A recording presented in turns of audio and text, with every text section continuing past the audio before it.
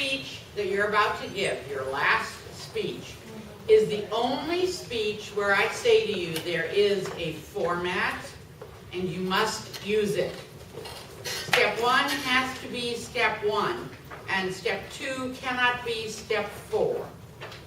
Even though many of you are wildly creative, this particular method was devised by researching many powerful speakers and boiling it down to this is the formula that works.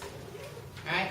So it starts off by setting the scene for us and setting the scene of how important your topic is. It's called the attention. It goes back to the status quo, and it tells you to pay attention. Then you are going to go right back into the status quo and remind us of your specific need.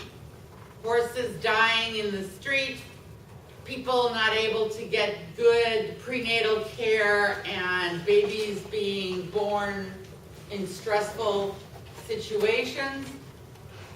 Human beings being trafficked for the profit of a few. Whatever your big thing is, the status quo. Then we get to the scary part. This is your big solution. In my solution, it is the creation of fabulous facilities for animals we have rescued from puppy mills, to have fabulous, wonderful places to live. We've already bought them. That means we're going to have to raise money. It means we're going to have to buy property. It means we're going to have to be willing to become commandos and rescue dogs, or different jobs that would make up getting to this point. Okay?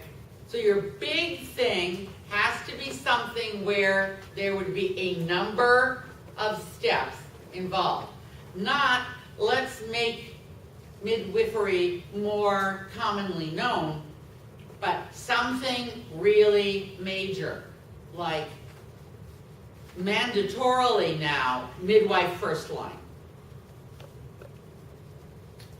Kind of thing, all right?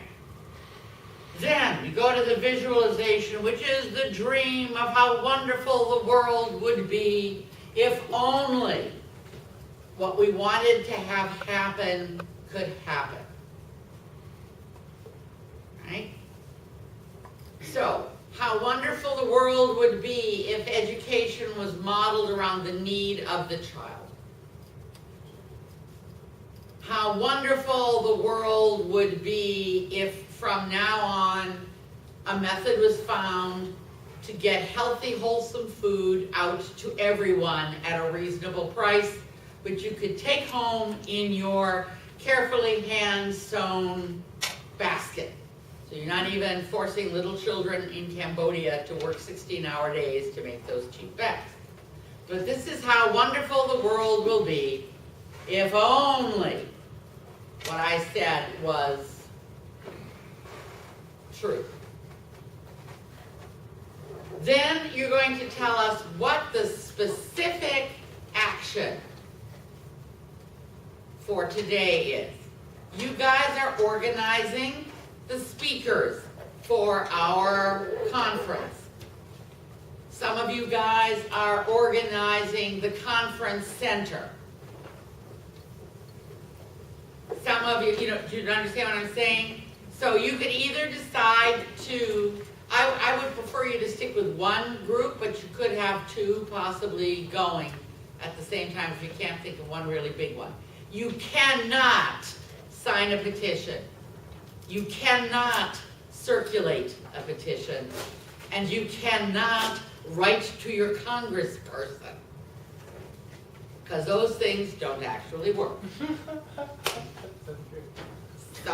So we're not even going to waste our time with actions that aren't going to get us anywhere. Now, being part of a ginormous, I don't know what you call it, when everybody tweets online and you have a huge group that goes out and does something at the same time? Flash mob. A flash mob, okay. I mean, for all I know, you guys, there's a big difference between organizing a flash mob on Congress that's going to happen in every state at the same time. So you have to make it late enough in the evening on the East Coast so that people in the Pacific Coast are not getting up at 6 in the morning and doing their thing before anybody is awake to see it. See what I'm saying? So you're going to go, again, you had a chance to do a little thinking outside the box, a little stretching of the barriers. Do not let time and reality and money stand in your way. If you're going to be organizing a march where every school, every college and community college in the state of Washington is going to have buses that are going to arrive at Olympia for a massive display of enough of making us pay so much to have our secondary education, go for it. But it has to be a specific task from a big picture. And then you throw your last line away, your grade drops automatically. I heard 3 last lines that were absolutely golden, that were delivered as, I've come to the end of it's like, stop. It's a good line. Use it. Practice your good line. Can you imagine when President Obama was running for president, if he said, and now I want to talk to you about the fact that we don't have to be hopeless anymore. We don't have to live in a world where things are out of our control. Yes, we can. Sure, yeah, okay, sit down. Hello? You want to have the 10-second beat. 10-second beat is something actors know about. It's when the curtain has gone down and people are so, there's a pause before they start to clap. When they're bored and they're glad you're getting off the stage finally, the clapping is right away. Oh goody, hooray, he's done. When it's brilliant, there's a moment. I don't expect a 10 count. A 3 count would be good. Okay? You have got to come to this with your big plan and your action for Tuesday. If you don't have that for Tuesday and your group has to help you do it, they're great and they'll help you. But it's stealing time from them to think about what their visualization would look like. Or even what their big finish should sound like. If everybody's ready with those 2 parts, you can put the other 3 things together relatively quickly. Okay, have a great weekend. For those of you who are celebrating Thanksgiving,